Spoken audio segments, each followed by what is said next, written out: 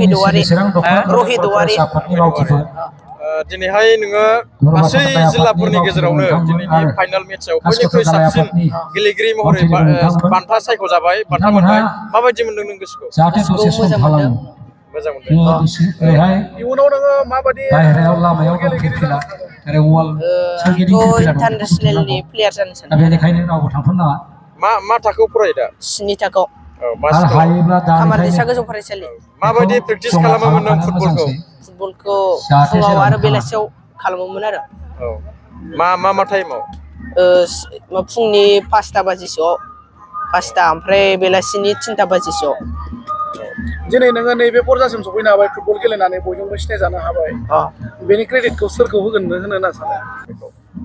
बाबा आरो आबौ बिसोरनि दादिमोन इसोर साथामनि गेजेराव आरो हमारे जी अनुष्ठान जी चूड़ाন্ত खेल ইয়াত উপস্থিত আহি পেলাই তেখেতসকলে আমাক সম্পূৰ্ণ সহায় সহযোগিতা কৰালে তাৰ কাৰণে মই নিখিল বড়ো ছাত্ৰ সন্থাৰ তৰফৰ পৰা তেখেতসকলক মই অশেষ ধন্যবাদ জ্ঞাপন কৰিলোঁ আৰু जोंनि रेफारि बिथांमोननिसिम साबायखर बावहरबाय